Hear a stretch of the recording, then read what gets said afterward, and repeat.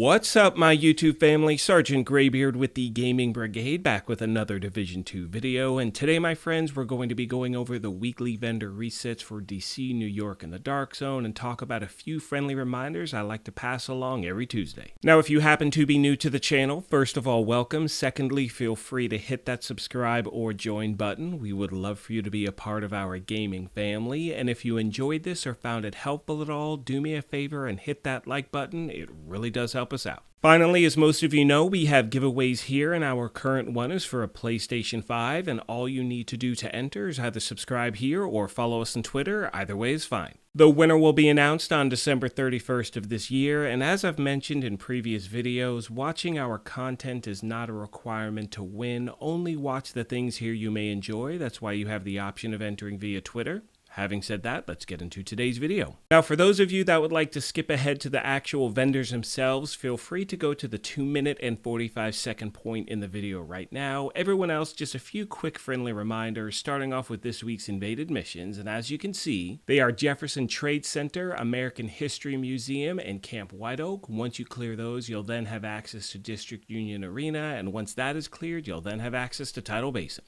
Today also happens to be the day that the weekly projects reset, and it gives you 3 great opportunities to earn exotic caches in the game. You have the weekly summit project, you have the weekly shade requisition, and for those of you that have the ability, you also have the weekly legendary mission as well. Finally, every week I like to show you the location of the snitch, and for those of you that may not know, finding the snitch every Tuesday is how you're going to gain access to the gunrunner Cassie Mendoza, who becomes available every Wednesday. Now, the snitch can pop up in many different locations on the map. This happens to be my favorite one. We're by the 1040 safe house in the Federal Triangle. Oh look, no legs. It happens like every once in a while. Anyway, if you get here and he's not here, I suggest resetting your control points, and he should pop up within 1 or 2 attempts. With all that being said, let's now get on to the vendors themselves, and as most of you know, if you've seen my previous vendor resets, I pretty much rip through these. However, if you are a new and returning player, I strongly recommend really taking your time, because you're looking for anything that can not only strengthen your character, but your recalibration library as well. As always, we're starting off in the White House. We begin with the Sacrifice, which is the named Providence chess piece that has perfect glass cannon. Definitely pick this thing up if you don't have it. Next, we have an SMG. Pretty decent there. Those stats look exactly alike. Then, anyway, whatever. We have an assault rifle, then a handgun,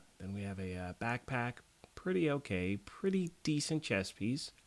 Mods and skill attachments. Now on our way to the clan vendor. Let's see what we have here today, my friends. We start off with the artist tool. Now, I haven't really put a build together based around this weapon. It's pretty decent. If you look at this one for sale, you know, like, I wouldn't really want the stability on here. I'd want to re-roll that, but then that leaves that middle attribute pretty low, which you'd have to recalibrate. So again, totally up to you if it's something you're looking for. Below that, we have a really nice True Patriot holster. I mean, you're going to re-roll that bottom attribute. You can pretty much easily recalibrate that top one, which is armor. Then we have a Tip of the Spear face mask, True Patriot backpack. Pretty nice there as well. Then we have a assault rifle. Let's use this handgun is like really nice card 45. Like, this is a really nice weapon right here. Now for this one, what I would do is re-roll that talent. I'd want to get something like close and personal on there, and then I'd just, again, recalibrate that core attribute. Recommend picking that up for sure. Then we have an assault rifle, some knee pads, holster, another holster, backpack. Mods and skill attachments. Now on our way to the campus. We begin here with the, what do we have? Named marksman rifle, the Commando. Again, this is not a weapon I've really tried before. I think I should, probably give it a shot. But again, if you don't have it, pick it up. We have another marksman rifle under that, an LMG. Then we have a backpack. Let's see what we have here with the holster. Pretty okay there. Then some mods and skill attachments. Now on our way to the theater. Here we have the, what do we start with? The named shotgun. I always pronounce this incorrectly, so I'm not even going to try. Again, if it's something you don't have, pick it up. We have another shotgun under that. Then we have a rifle. Let's see what these gloves are like. Pretty okay gloves, I guess. Some knee pads. Once again, some mods and skill attachments. Nothing too crazy. Now on our way to the first Dark Zone West. So the first item we have here are the Deathgrips, and there is a subscriber at the channel who has been looking for these forever. You've been farming and opening named caches. Today is a day, my friend. I wish I could remember your name at this moment. I didn't write it down, but if you are looking for these, I cannot recommend enough. Definitely picking them up. Now, as most of you know, I really don't hit up the Dark Zone that often. However, you want to check the vendors on a weekly basis to find items like that may have eluded you for a long time. And yes, you can get them from named caches. However, it's in the loot pool of a ton of other things. So when you see these for sale, I recommend picking them up if you have the DZ resources. And yeah, everything else you can pretty much farm for in the open world. Making our way to Dark Zone South, we start here with the Dark Winter. My friends, this is another weapon. If you don't have it, I cannot stress enough to pick this thing up. Now, I know for a lot of these weapons, and this may not be the best roll, but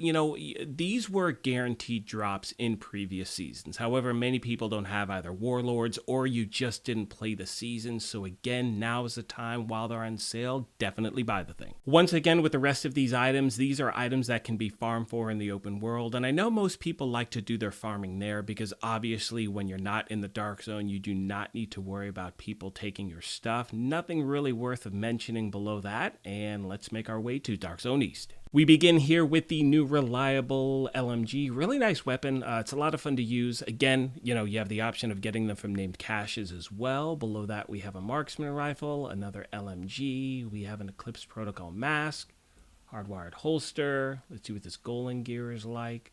Pretty okay there. Holster, mods, and skill attachments. Now on our way to New York. And as I start to wrap this video up, I know that I keep mentioning named caches, and there's no global event going on right now. And as most of you know, that's the best time to get those named caches. However, I hope that next week that will mark the beginning of the new apparel event and the in-game activity. And with that, I really hope they're bringing back another really popular global event, which is Golden Bullet. Now keep in mind as I say that is just a guess, a hunch, a hope, whatever you want to call it, it doesn't matter. Now, as always, at this point, my friends, I want to take a moment and thank you all for your continued support of this channel. And in my opinion, this is just the beginning of so many great things we can expect in the game. I also want to once again thank you all for the get well wishes. I had some back surgery done. I had a second procedure yesterday. And honestly, guys, I'm feeling so damn good. Like, it has been the longest time since I felt really, oh, look at these gloves. Sorry, totally got like, ooh, something shiny. Okay, these are the items, in my opinion, you always want to look out for because I've been looking for an all red wyvern piece forever.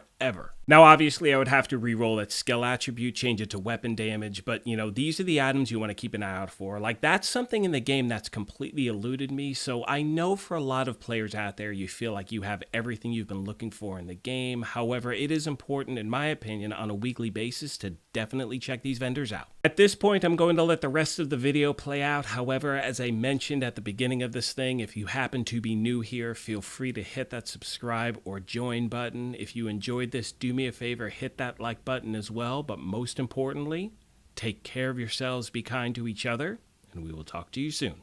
Thanks again, everyone.